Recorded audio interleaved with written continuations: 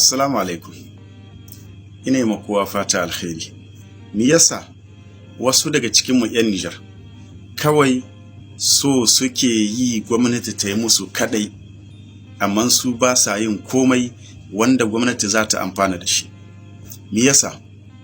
Yana da kyau irin yadda kake son gwamnati ta yi maka, to hakan idan gwamnati ta hito da wani ƙarari, yana da kyau ka ba sa gudunmuwarka cikin ganin tabbatar da wannan abin da gwamnati ta hito da shi. Ko da ba irin wanga ba ne da yake mutum ya ɗebi madda ya bada. Ya'ani doka, idan gwamnati ta hitar da doka, to yana da kyau ɗan ƙasa ka ba da gudunmuwarka wajen ganin tabbatar da wannan dokar. Ba ka bi ta ka tattaka ta ba. To yanzu ba zancen doka muke yi ba, zance muke yi na ƙasanmu, zance muke yi na 'yan ƙasa masu kishin ƙasa, waɗanda ke son su ga ƙasanmu ta yi tsaye da cinanuwanta. Ya'ani mu al'ummar Nijar mu yi tsaye da cinanuwanmu, ba ma jira ko dibin wani ya zo ya muna daga wata ƙasa, sai dai mu a cikin gida mu yi wa kawunanmu.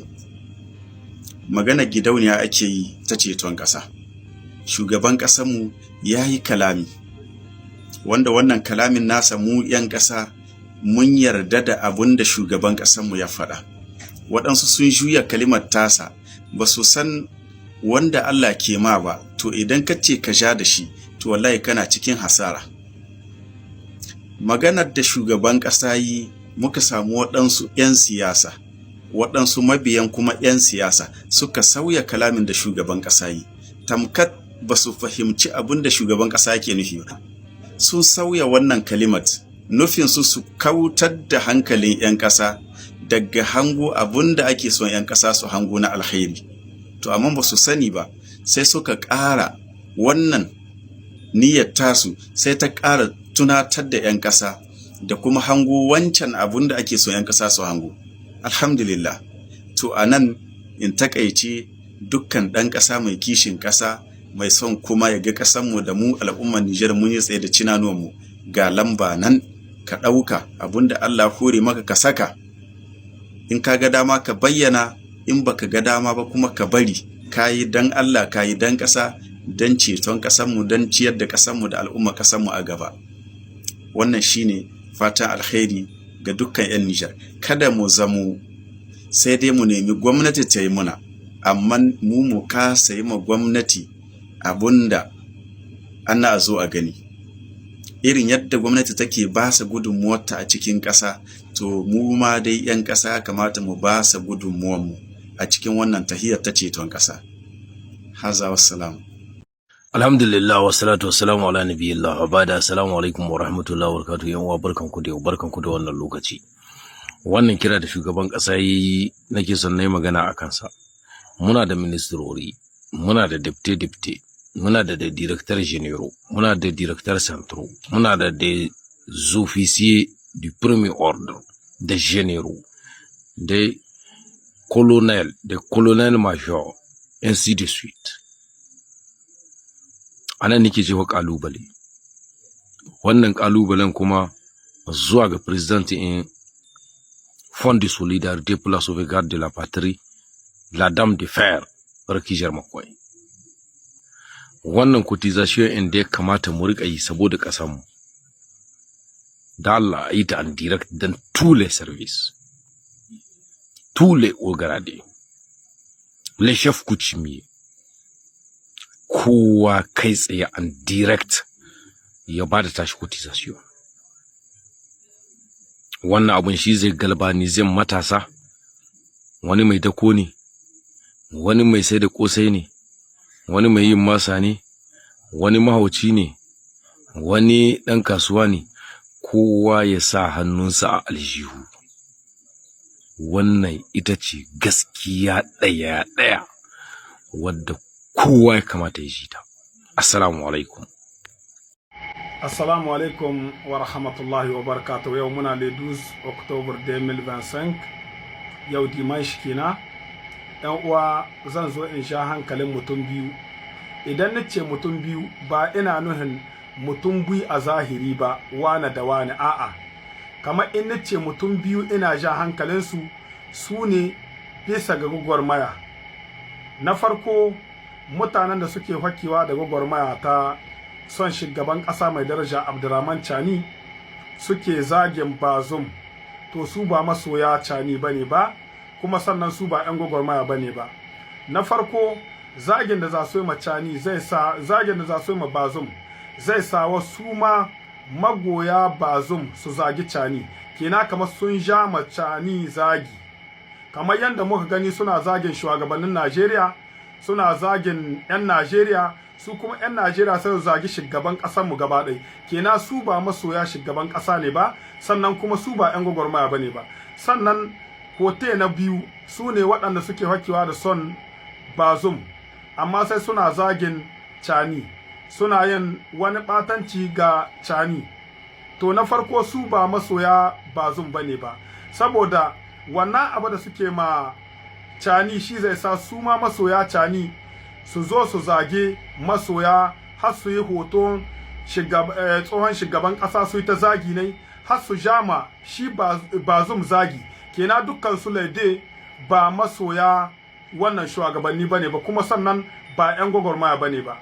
Na farko akwai wani mugun zagi da waɗansu suke yi wanda yake wannan da ka dibe shi kasan jahilci ne, wanda sai a ce da wanda ya sanka, da wanda ya san garinku, da wanda duka ya sanka, kazansu sai a yi zagi. To na farko zagi wannan yana da haɗari ga mai yi ne. Na farko ko da ya tuba, Allah bai ya halaihi wani ga wani, Allah bai ya halaihi wani da wani. Idan ka ce da wanda ya san wani, da wanda ya san uban wani, da wanda ya san kaza, da wanda ya san garin suwa ne, yau na farko saman social media wanda yi wannan zagi ya zagi kanshi, dan inda bai san wannan mutum bai zagi ne, ya san shiga social media. Sannan ta kaiwa uwayen shi sun san wannan mutum.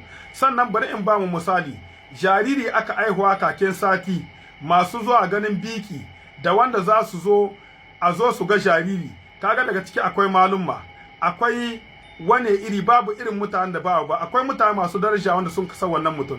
Sannan cikin gari ko da mutum 100 a cikin gari, kaga daga ciki akwai limammai, akwai malumma, akwai wane iri, kai har mala'iku akwai, saboda duk mutum yana da mala'iku waɗanda suke jera mai abubuwa ne na alkhairi. Idan ka yi alheri su za su rubuta maka wannan alheri, idan ka yi sherin su za su rubuta maka alheri. To mala'ikun ma sun san wannan mutum, sannan Allah da kai ne ya san wannan mutum, saboda Allah shine ya san komi wanda a ɓoye cikin ƙasa duka Allah ya sani. To ka ce da wanda ya san shi da wanda ya yi kaza, to ko da mutum ya tuba wannan sai Allah ya yi mai hisabi tsakanin da wannan mutane. Misali yanzu mutum ya taso, akwai mutane da suka san shi tun shi na ɗan jariri har ya zan babbai tsuha, to wasu sun mutu, waɗansu babu su a raye, wasu ko suna raye baka san inda zagarin su ba. Ka ce da wanda ya sai da wanda yi kaza don kai musu ashar, ina na zaka da laihin waɗancan mutane? Wasu sun mutu, ina na zaka da laihin su? Kina ƴan uwa, wannan ja hankali ne gare mu duka baki ɗaya. Sannan waɗanda suke tare da masu irin zage-zage wannan, wallahi idan ba ku ba su shawara, suna da haƙƙi a kanku, suna da haƙƙi a kanku, saboda duk wanda ya san gaskiya ya sai yana tare da wani mai aikata wanda abin da ba daidai ba, to wallahi alhaki ranar gobe alkiyama sai ya ba wannan mutum alhaki ne, saboda duk abin da kaga ana aikata na sherin baka hana shi ba ga bakinka, baka ja hankalin mai yi ba, to wallahi kai ma shina da haƙi bisa gare ka. ƴan uwa, ya kamata mu san abin da muke yi. Yau ga babbar gwagwarmaya nan ita ce Fond de Solidarité pour la Sauvegarde de la Patrie. Sai Innovant Initiative, abu ne wanda zai gina ƙasar Niger, shine Fond de Solidarité. Lamba ita ce kamar yadda kuka gani ga ta na rubuce, labusannono kala labizai, zancen ƙasa ne ladino dinon. Insha Allah ƴan uwa, mu gyara ƙasarmu, mu ci da ƙasarmu ta ci gaba.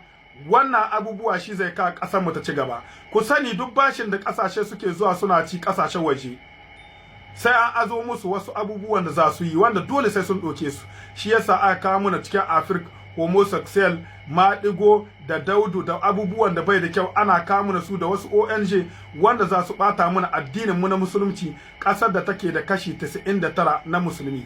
ƴan uwa, mu dafa mu ƙasar mu. Yanzu na za mu sanin ƴan gwagwarmaya, yanzu na za mu sanin masu kishin ƙasar Niger, yanzu na za mu sanin waɗanda suke son ƙasar Niger ta zama ƴan pays souverain. Kenan ƴan uwa, gwagwarmaya mu yi ta akan ilimi. mu bari gwagwarmaya akan jahilci, mu raba kanmu da zage-zage.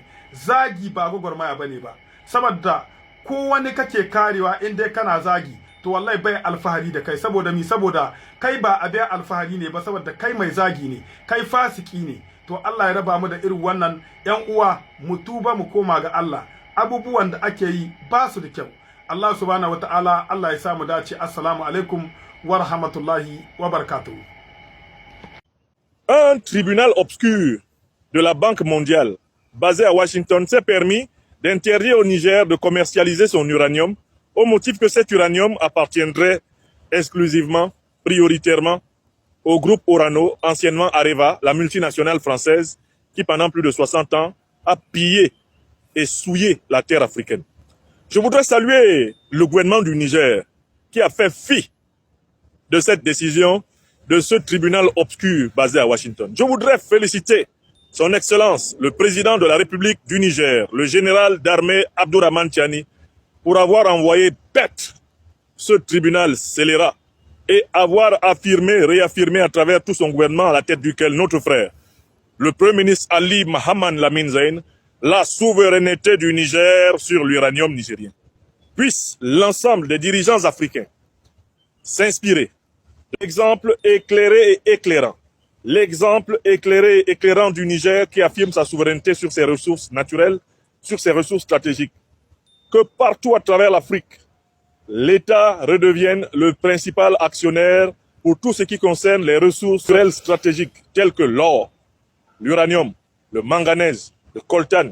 J'appelle à la nationalisation massive des ressources stratégiques de l'Afrique et à leur transformation prioritaire sur place, comme le Niger l'a engagé avec l'exploitation pétrolière, par exemple, du bloc d'Agadem. Bénédictions infinies sur les dirigeants de notre patrie africaine du Niger. Bénédictions infinies sur le CNSP. Plus jamais l'uranium du Niger ne sera pillé par la France.